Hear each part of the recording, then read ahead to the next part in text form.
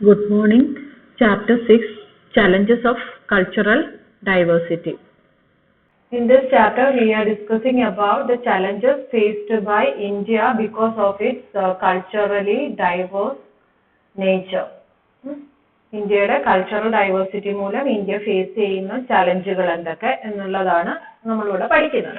ഇതിനായിട്ട് ആദ്യം ശരിക്കും നമ്മൾ ഇന്ത്യയുടെ കൾച്ചറൽ ഡൈവേഴ്സിറ്റി എന്ത്, വാട്ട് ഈസ് കൾച്ചറൽ ഡൈവേഴ്സിറ്റി എന്ന് നമ്മൾ പഠിക്കുന്നു. ഓക്കെ, അപ്പോൾ നമുക്ക് ക്ലാസ്സിലേക്ക് കടക്കാം. First we R discussing about the term diversity, meaning of diversity. Diversity means differences. The word meaning of diversity is differences, and cultural diversity means when in a society different types of social groups and communities living together, we call it as culturally diverse. ഒരു സൊസൈറ്റിയിൽ ഒരുപാട് different cultures ഉള്ള ഒരുപാട് ഗ്രൂപ്പുകൾ ഒന്നിച്ച് താമസിക്കുമ്പോൾ നമ്മൾ അതിനെ കൾച്ചറൽ ഡൈവേഴ്സ് കൺട്രി എന്ന് പറയുന്നു. When in a society different types of social groups and communities living together, we call it as culturally diverse. And in India, we have people speaking different languages in our country, then different religion, sect എന്ന് പറയുമ്പോൾ റിലിജിയന്റെ തന്നെ ഒരു ചെറിയ sub division ആണ്. Sect, race, tribal റേസുകൾ, Dravidian, Mongolian, അങ്ങനത്തെ race ഒക്കെ ഇല്ല, റേസ്, കാസ്റ്റ്. അപ്പോൾ ഈ language, religion, caste, race, sect, ഈ ബേസിലൊക്കെ നമ്മൾ എന്തുണ്ട്, നമ്മുടെ ഇന്ത്യയിൽ ഡിഫറെന്റ് കമ്മ്യൂണിറ്റീസ് ഉണ്ട്.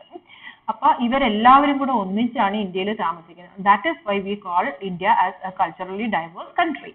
And when these different people with different cultural background live together, what happens? Competition as well as conflict may develop. When these people live together in a country, competition or conflict may develop.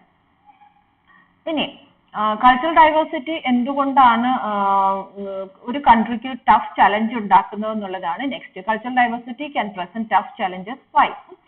Because if people belonging to different cultural background are living together in a particular place, similar ആയിട്ടുള്ള ആൾക്കാർ തമ്മിൽ എന്തുണ്ടായിരിക്കും, ഒരു സ്നേഹം, ഒരു passion ഒക്കെ ഉണ്ടാകാം. ആകാം അല്ലെ, ഒരേ ഭാഷ പറയുന്നവർ തമ്മിലൊരു പാഷൻ ഉണ്ടാകാം. അപ്പൊ അങ്ങനെ എവിടെയെങ്കിലും ഒരു ഇനീക്വാലിറ്റി ഉണ്ടോ എന്ന് അറിഞ്ഞു കഴിഞ്ഞാൽ ദീസ് പീപ്പിൾ ക്യാൻ mobilize. അവര് issues ഉണ്ടാക്കാം. Okay, so they can develop passions and they can mobilize people. Cultural differences may accompany economic as well as social inequalities. Cultural difference ഉണ്ടാകുന്നത് മിക്കവാറും അതിനോടൊപ്പം തന്നെ എക്കണോമിക് ഇനീക്വാലിറ്റിയോ സോഷ്യൽ ഇനീക്വാലിറ്റിയോ ഒക്കെ ഉണ്ടായിരിക്കാം. ഒരു റിലിജിയനിൽ പെട്ടവരെ, ഒരു റീജിയനിലുള്ളവരെ, ഒരു ഭാഷ സംസാരിക്കുന്നവരെ ഇനീക്വാലിറ്റികൾ ഫേസ് ചെയ്യേണ്ടി വരുമ്പോഴാണ് എന്തുണ്ടാകുന്നത്, കൾച്ചറൽ ഇഷ്യൂസ് ഉണ്ടാകുന്നത്. Okay, governmental addressing towards these inequalities may provoke their communities. Government ചിലപ്പോൾ ഏതെങ്കിലും ഒരു വിഭാഗത്തിന് സപ്പോർട്ട് ചെയ്ത് കഴിഞ്ഞാൽ മറ്റു വിഭാഗം പ്രൊവോക്ക് ആവാം. For example, when government started OBC reservations, we saw opposition from lower caste as well as higher caste. Government OBC reservation start ചെയ്തപ്പോഴത്തേക്കും നമ്മൾ ലോവർ കാസ്റ്റിന്റെ സൈഡിൽ നിന്നും അതുപോലെ തന്നെ ഹയർ കാസ്റ്റിന്റെ സൈഡിൽ നിന്നും ഒപ്പോസിഷൻ കണ്ടിട്ടുണ്ടായിരുന്നു. In India, we can see many divisive forces to break our integrity and unity. ഇന്ത്യയിൽ നമ്മുടെ ഇന്റഗ്രിറ്റിയും യൂണിറ്റിയും ഒക്കെ കളയുന്നതിനുള്ള ഒരുപാട് ഡിവിസീവ് ഫോഴ്സുകൾ, അതായത് നമ്മൾ ഡിവൈഡ് ചെയ്യുന്ന ഫോഴ്സുകളെ നമുക്ക് കാണാൻ സാധിച്ചിട്ടുണ്ട്. നമ്മുടെ ഐക്യവും നമ്മുടെ ഒത്തൊരുമയും ഒക്കെ ഇല്ലാതാക്കുന്നതിന് ഇന്ത്യക്കകത്ത് ഒരുപാട് ഡിവിസീവ് ഫോഴ്സുകൾ ഉണ്ടായിട്ടുണ്ട്. Example, the communal riots that we saw in Gujarat, then in Uttar Pradesh, the caste wars, the regional autonomy, ഈ ഏരിയ ഞങ്ങളുടേതാണ് എന്നൊക്കെ പറഞ്ഞിട്ടുള്ള regional autonomy, north eastern side ഞങ്ങളുടേതാണ്, അങ്ങനെ ഇഷ്യൂസ് ഒക്കെ ഉണ്ടായിട്ടുണ്ട്. ഓക്കെ, ആസാമില് അതുപോലെ നോർത്ത് ഈസ്റ്റേൺ സൈഡിലൊക്കെ റീജിയണൽ ഓട്ടോണോമിക്ക് ഉണ്ടായിട്ടുണ്ട്. കമ്മ്യൂണൽ റൈറ്റ്സ് ഗുജറാത്തിലും ഒക്കെ ഉണ്ടായിട്ടുണ്ട്. So this may develop challenges to country. Cultural difference മൂലം social inequalityയും economic inequalityയും ഉണ്ടാകാം. When the government is addressing these inequalities, other communities may provoke. OBC, when we started the OBC reservations, the people of lower caste as well as higher caste resist for that. OBCക്ക് reservation കൊടുത്തു പോയാൽ അവരുടെ reservation നഷ്ടമാകുമെന്ന് പറഞ്ഞിട്ട് അവര് അതിനെ എതിർത്തിട്ടുണ്ടായിരുന്നു. So that opposition is because of the cultural diversity of India. ഇനി cultural communities and nation state. ഇനി നമ്മൾ എന്താണ് cultural community identity അതിന്റെ ഫീച്ചേഴ്സ് എന്തൊക്കെയാണ് എന്നുള്ള കാര്യമാണ് ഇനി പഠിക്കുന്നത്. The importance of community identity or features of community identity. എന്താണ് community identity എന്നുള്ളതാണ്. We learn about our community identity through the process of socialization. നമ്മുടെ പേരൻസ് നമുക്ക് പറഞ്ഞു തരുന്നു, സ്കൂള്, ബുക്സ്, നെയ്ബർഹുഡ് ഒക്കെ നമ്മുടെ കമ്മ്യൂണിറ്റി എന്ത് എന്ന് നമ്മളെ പഠിപ്പിക്കുന്നു. നമ്മൾ ഏത് ഭാഷ പറയുന്നു, നമ്മൾ ഏത് കാസ്റ്റിൽ പെട്ടതാണ്, നമ്മുടെ ഏത് റിലിജനിൽ പെട്ടതാണ് തുടങ്ങി നമ്മൾ ഇന്ത്യക്കാരനാണോ, ഈ കാര്യങ്ങളൊക്കെ നമുക്ക് കിട്ടുന്നത് through the process of socialization. And we learn our languages and one's religion, caste, nationhood, race, class, etc. through socialization. Thus, we develop our community identity. ഇങ്ങനെയാണ് നമ്മൾ നമ്മുടെ community identity develop ആകുന്നത്. Okay. The main features of a community identity are, it is based on birth. നമ്മുടെ community, നമ്മുടെ ഏത് religion, നമ്മുടെ ഏത് cast, നമ്മുടെ ഏത് കൺട്രി ഡിസൈഡ് ചെയ്യുന്ന ആരാണ്? It is based on birth and belonging, നമ്മുടെ എന്നുള്ള ഒരു ഇത്. It is ascriptive, we have no choice. Achieved alla, we have no choice, we are born into it. It is accidental and unconditional. അതും എന്താണ്, നമ്മൾ അറിയാതെ നമുക്ക് കിട്ടുന്നതാണ്. ആക്സിഡന്റലി നമുക്ക് കിട്ടുന്നതാണ് നമ്മുടെ ഐഡന്റിറ്റി എന്ന് പറയുന്നത്. Inescapable, we cannot escape from that. It is universal. It can be seen everywhere, in every society. If there is society, there is community identity. Everyone has and every society has. All are equally committed and loyal to our identities. എല്ലാവർക്കും അവനവന്റെ ഐഡന്റിറ്റിയോട് ഒരു loyalty ഉണ്ടായിരിക്കും, ഒരു commitment ഉണ്ടായിരിക്കും, ഒരു ഇഷ്ടം ഉണ്ടായിരിക്കും. Okay. ഇനി ഇങ്ങനത്തെ ലോയൽറ്റിയും ഈ ഒരു എന്താ പറയാ, സ്വന്തം കമ്മ്യൂണിറ്റിയോടുള്ള സപ്പോർട്ടും എന്തുണ്ടാക്കാം? Community sense and identity may create conflict and competition. ഇത് കോൺഫ്ലിക്റ്റും കോമ്പറ്റീഷനും ഉണ്ടാക്കുവാനായിട്ട് കാരണമാകുന്നു. Each side in the conflict thinks of the other side as enemy. ഓരോരുത്തരും മറ്റേ സൈഡിലുള്ളവരെ എനിമി ആയിട്ട് കാണും. And each side believes that they are with truth, justice, etc. When this type of community conflict arises, each side believes that they are with truth and justice. And even though they are wrong, they believe they are right. അത് ശരിക്കും പുറത്തുനിന്ന് ഒരാൾ നോക്കുമ്പോൾ തെറ്റെന്ന് തോന്നിയാലും what they believe is they are right. Okay. And in some cases, after many decades, countries accept they were wrong. ഒരുപാട് വർഷങ്ങൾ കഴിഞ്ഞിട്ട് ചിലപ്പോൾ വലിയ കൾച്ചറൽ ഡൈവേഴ്സിറ്റി മൂലമുള്ള ഇഷ്യൂസ് ഒക്കെ കഴിഞ്ഞ് കുറേ നാൾ കഴിഞ്ഞിട്ട് തെറ്റായിരുന്നു എന്ന് മനസ്സിലാക്കുന്നു. For example, Australia when colonised the descendants of native people of the colonised land. Australia ഒരു ആൾക്കാരെ അവിടെ കോളനി എസ്റ്റാബ്ലിഷ് ചെയ്തിട്ട് അവിടെ കയറി താമസിച്ചപ്പോൾ അവര് പറയുന്നത് തെറ്റെന്നും ഓസ്ട്രേലിയ ശരിയെന്നും ചിന്തിച്ചു. പിന്നെ ഒത്തിരി കാലം കഴിഞ്ഞിട്ട് അവർക്ക് മനസ്സിലായി, they realized that they were wrong. And America to American slaves and Japan to East Asia. കൊറിയയിലെയും ഡിഫറെന്റ് പാർട്സ് ഓഫ് ചൈനയിലെയും ഉള്ള ജനങ്ങളെ ജപ്പാൻ കോളനൈസ് ചെയ്ത് വെച്ചപ്പോൾ Japan thought they were right and later they realized that they were wrong. So after a long time, after many decades, countries accept they were wrong. അപ്പൊ അതാണ് എന്താ, that is about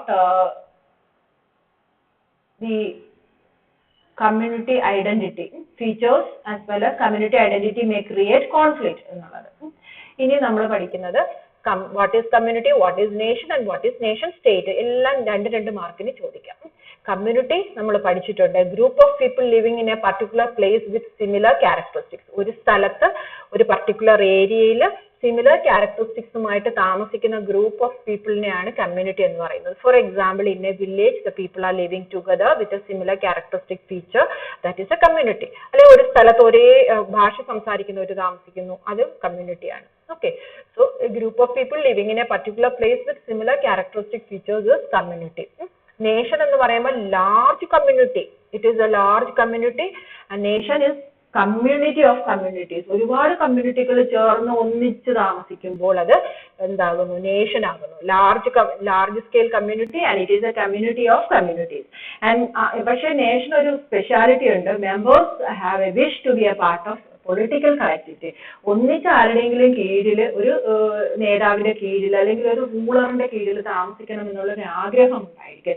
members have a wish to be a part of same political collectivity and this wish makes them to form a state. അങ്ങനെ ആ ഒരു wish വരുമ്പോഴാണ് എന്തുണ്ടാകുന്നത്? Nations ഒരു state ആയിട്ട് മാറുന്നത്. ഇനി സ്റ്റേറ്റ് എന്ന് പറയുമ്പോൾ it is an abstract idea, it is an abstract entity consisting of a set of political legal institutions claiming to control over a geographical area and people living it. അതൊരു abstract ആയിട്ടുള്ള ഒരു modern idea ആണ്. ഒരു community of കമ്മ്യൂണിറ്റീസിനെ ഒരു political legal ഇൻസ്റ്റിറ്റ്യൂഷന്റെ അകത്ത് നിന്നുകൊണ്ട് control ചെയ്യുന്നതിനെയാണ് എന്ത് പറയുന്നത്, സ്റ്റേറ്റ് എന്ന് പറയുന്നത്. Max Weber defines state as a body that successfully claims a monopoly of legitimate force in a particular territory. ഒരു ഏരിയയിൽ ഉള്ള ഒരു കൂട്ടം ജനങ്ങളെ ലീഗൽ ഫോഴ്സ് വെച്ച് ലായുടെ സഹായത്തോടു കൂടി നമ്മൾ അതിനെ എന്താ പറയാ, അവരെ റൂൾ ചെയ്യുമ്പോഴാണ്, അവരെ കൺട്രോൾ ചെയ്യുമ്പോഴാണ് അത് സ്റ്റേറ്റ് ആകുന്നത്. State as a body that successfully claims a monopoly of legitimate force in a particular territory എന്നതാണ് മാക്സ് വെബറിന്റെ definition. So what is community? Community is a group of people living in a particular place with similar characteristics. ഒരു സ്ഥലത്ത് ഒരേ സ്വഭാവത്തോടു കൂടി താമസിക്കുന്ന, ഒരേ പ്രത്യേകതകളോടുകൂടി താമസിക്കുന്ന ജനങ്ങൾ ഉള്ളടമാണ് കമ്മ്യൂണിറ്റി. നേഷൻ എന്ന് പറയുമ്പോൾ എന്താണ്, large scale community. It is A community of communities ആണ്.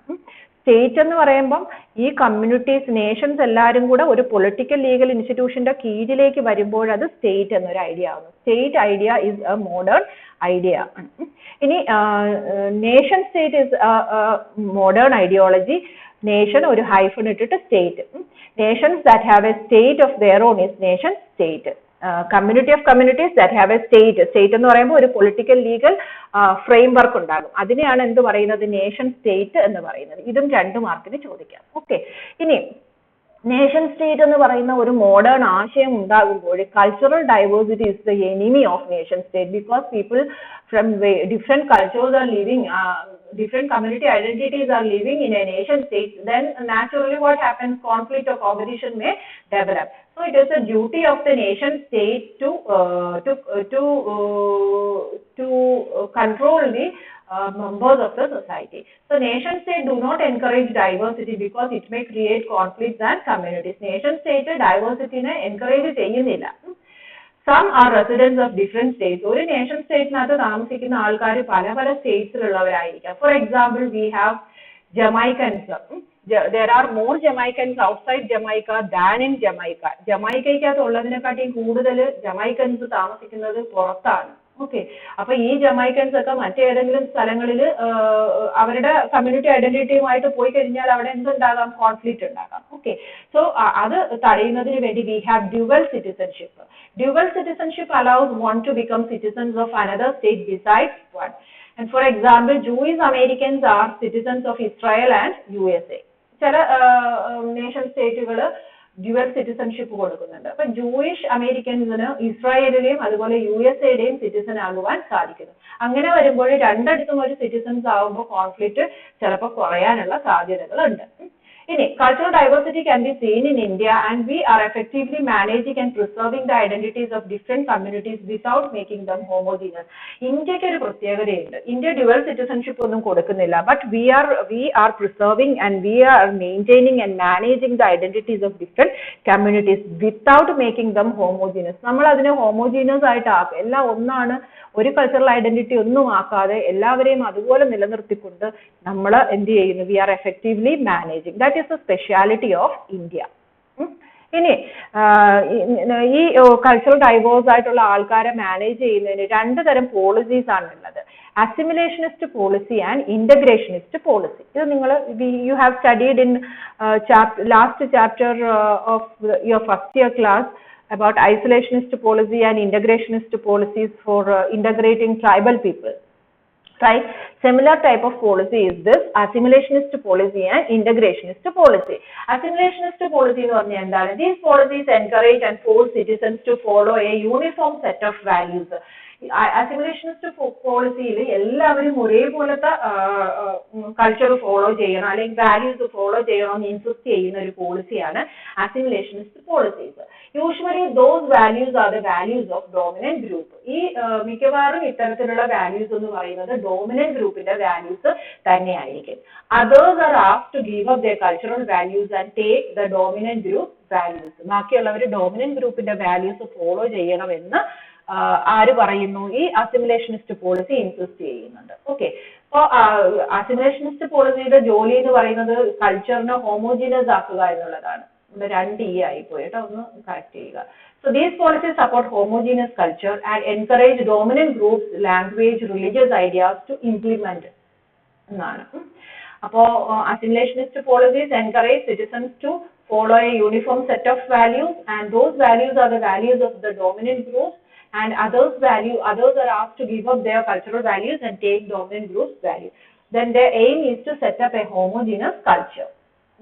Dominant group in the culture ആയിരിക്കും അവർ ഫോളോ ചെയ്യുന്നത്. The second policy is integrationist policy. ഇത് അങ്ങനെയല്ല. This policy is not interfering in others' culture. Okay, they wanted others' culture to exist there. This policy insists a cultural diversity. State should not support any particular community identity, and this policy supports equality and wants to unite all cultures together without interfering in others' culture. എല്ലാവരുടെയും culture അവരവരുടെ culture follow ചെയ്തോട്ടെ. State is not interfering in anybody's culture. എങ്കിലും but still this policy also without knowing supporting the dominant culture as the national culture. അത് അറിയാതെ തന്നെ dominant കൾച്ചറിനെ national കൾച്ചറായിട്ട് ഇവരും support ചെയ്യുന്നുണ്ട്. മൈനോറിറ്റിക്ക് അവിടെ ഒരു വിലയില്ലാത്തൊരു അവസ്ഥ ഇന്റഗ്രേഷനിസ്റ്റ് പോളിസിയിലും ഉണ്ട്. Both policies are directly or indirectly support dominant culture to come up. Both consider dominant groups culture as national culture and others as non-national culture. So they are not giving value to non-national culture. So both support the dominant groups culture as the national culture. അപ്പോൾ അസിമിലേഷനിസ്റ്റ് policy integrationist പോളിസിയും ചിലപ്പോൾ cultural diversity handle ചെയ്യുന്ന different types of policies ആണ് assimilationist പോളിസീസും അതുപോലെ ഇന്റഗ്രേഷനിസ്റ്റ് പോളിസീസും. പക്ഷെ India as a nation state is not following both these policies. We are following a special model, a combination of these 2 policies. We are following national integration model. National integration model ആണ് നമ്മൾ follow ചെയ്യുന്നത്. Okay, ഇനി അടുത്ത് നമ്മൾ പഠിക്കുന്നത് cultural diversity and Indian nation state. ഇതിനകത്ത് നമ്മൾ നമ്മുടെ പോപ്പുലേഷൻ, നമ്മുടെ diversity of language, diversity of religion തുടങ്ങിയ കാര്യങ്ങളൊക്കെയാണ് പറയുന്നത്. India's population is 121 crore, 1.21 billions ആണ്. We have people speaking different languages, 1632 dialects. Different language ആണുള്ളത്. ഓക്കെ, 18 ഒഫീഷ്യൽ ലാംഗ്വേജ് എന്ന് പറഞ്ഞാൽ ചില സ്ഥലങ്ങളിൽ ചില ചെറിയ വ്യത്യാസങ്ങളോടുകൂടിയുള്ള ലാംഗ്വേജുകൾ ഉണ്ടായിരിക്കാം. അതെല്ലാം കൂടെ ചേർത്താണ് 1632 ലാംഗ്വേജസ് ആണ് there. 18 official languages in 2001 census, and now we have 22 official languages. 2011 ആയപ്പോൾ നമുക്ക് 22 official language ആണ് ഉള്ളത്. And our population consists of Hindus, Muslims, Christians, Sikhs, Buddhists, Jain and few others. And India is not supporting assimilationist or integrationist model. I have already told you it follows national integration model. And we are a secular state, and we are giving minority constitutional protection. എണ്ണത്തിൽ കുറഞ്ഞ ആൾക്കാരെ religious ആയിട്ടായാലും language സ്പീക്കിങ്ങിലായാലും എത്നിസിറ്റിയിലൊക്കെ minority ആയിട്ടുള്ളവരെ നമ്മൾ constitutionally protect ചെയ്യുന്നു. Minorities enjoy very strong constitutional protection. This doesn't mean we are not facing any problem. അതിന്റെ അർത്ഥം നമ്മൾ problems face ചെയ്യുന്നല്ല. We have problems, but we are overcoming those issues. So this is about our population, our language, our religion and our model. We are following national integration model. ഇത് census ആണ്. 2001 census. Hindus 80.5%, Muslims 13.4%, Christians 2.3%, Sikhs 1.9%, Jain 0.4%, Buddhist 0.8%.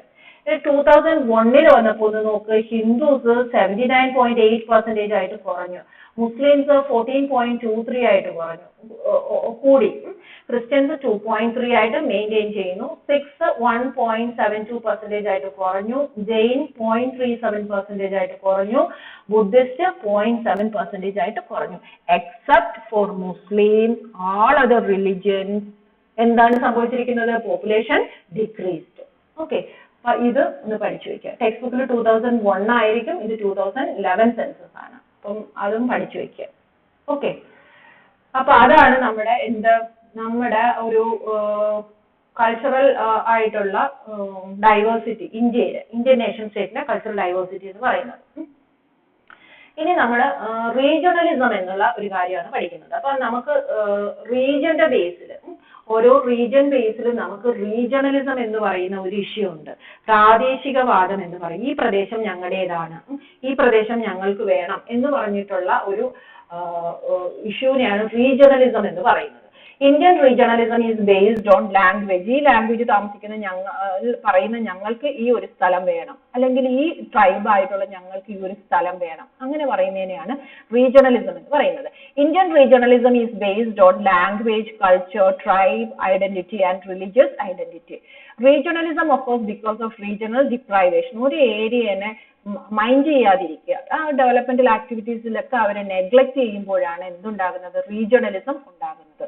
Britishers divided India for rule into large provinces known as presidencies. Britishers ഇന്ത്യയെ വലിയ പ്രൊവിൻസുകളായിട്ട് divide ചെയ്യുന്നു. അതിനെ presidency എന്നാണ് പറയുന്നത്. Madras presidency, Bombay presidency, Calcutta presidency.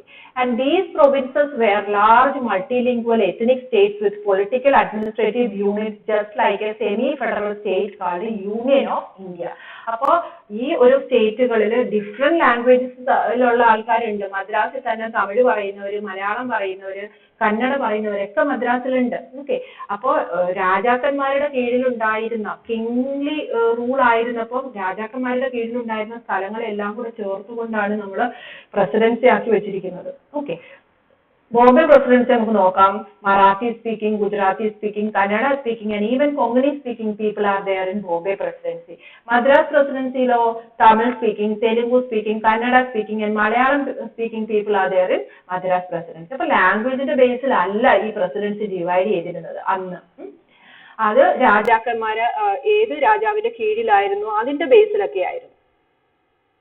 Okay, ഇനി ഈ പ്രസിഡൻസീസ് കൂടാതെ we have princely States like Mysore, Kashmir and Baroda. നമുക്ക് മൈസൂർ, കാശ്മീർ, ബറോഡ എന്ന് പറഞ്ഞിട്ട് പ്രിൻസ്ലി സ്റ്റേറ്റുകളും ഉണ്ടായിരുന്നു. ഓക്കെ, അതും ഈ റൂളിന്റെ ബേസിൽ തന്നെ, രാജാവ് ഏത് എന്നുള്ള ബേസിൽ തന്നെ ആയിരുന്നു അത്.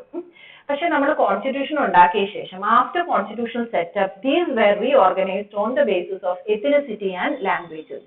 നമ്മൾ കോൺസ്റ്റിറ്റ്യൂഷൻ ഉണ്ടാക്കിയ ശേഷം ഇതെല്ലാത്തിനെയും നമ്മൾ എന്ത് ചെയ്യുന്നു? നമ്മൾ ഒന്നും കൂടെ ഒന്ന് അഴിച്ചു പണിയുന്നു. അതിന്റെ ഒറിജിന്റെ ബേസിലും അവര് ഏത് എത്നിക് ഒറിജിൻ ആണ്, ഏത് ഭാഷയാണ് സംസാരിക്കുന്നത്, അതിന്റെ ബേസിലൊക്കെയാണ് നമ്മൾ കോൺസ്റ്റിറ്റ്യൂഷൻ ഉണ്ടാക്കിയപ്പോൾ സ്റ്റേറ്റുകൾ റീഓർഗനൈസ് ചെയ്തിരിക്കുന്നത്. ഓക്കെ, അപ്പം നമ്മൾ ആദ്യം ഒരു ഇൻട്രൊഡക്ഷൻ, എന്താണ് റീജിയൻ? അവർ Indian regionalism is based on language, culture, tribe identity and religious identity.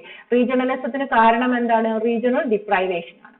ബ്രിട്ടീഷുകാർ ഇവിടെ പല പ്രസിഡൻസികളായിട്ടും അല്ലെങ്കിൽ പ്രിൻസ്ലി സ്റ്റേറ്റുകളായിട്ടും ഒക്കെ നമ്മളിവിടെ ഇന്ത്യ ഡിവൈഡ് ചെയ്തിട്ടുണ്ടായിരുന്നു. ബോംബെ പ്രസിഡൻസിയിൽ ഡിഫറെന്റ് ലാംഗ്വേജ് പറയുന്ന ആൾക്കാരുണ്ടായിരുന്നു. മദ്രാസ് പ്രസിഡൻസിയിൽ ഡിഫറെന്റ് ലാംഗ്വേജ് പറയുന്ന ആൾക്കാരും ഉണ്ടായിരുന്നു. അതുപോലെ പ്രിൻസ്ലി സ്റ്റേറ്റ്സ് ഉണ്ടായിരുന്നു, Mysore, Kashmir, Baroda.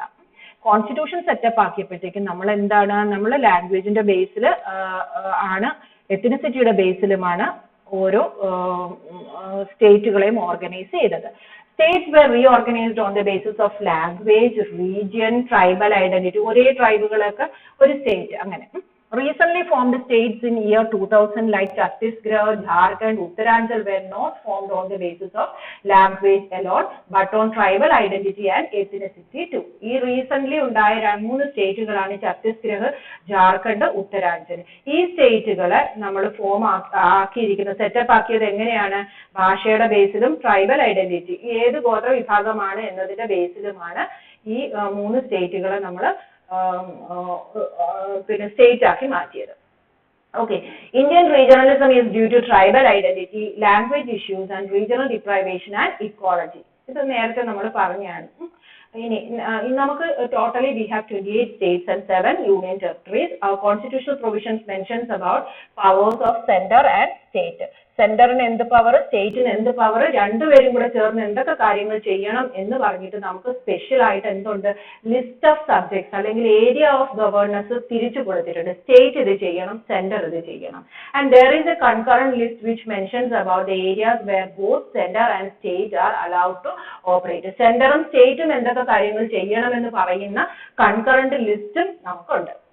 State legislatures select members of Rajya Sabha. State legislatures രാജ്യസഭയിൽ അംഗങ്ങളെ തെരഞ്ഞെടുക്കുന്നുണ്ട്. ആൻഡ് നമുക്ക് ഫൈനാൻസ് കമ്മീഷൻ ഉണ്ട്. എല്ലാ 5 year കൂടുമ്പോഴും നമ്മൾ ഫൈനാൻസ് കമ്മീഷൻ സെറ്റപ്പ് ചെയ്യുന്നു.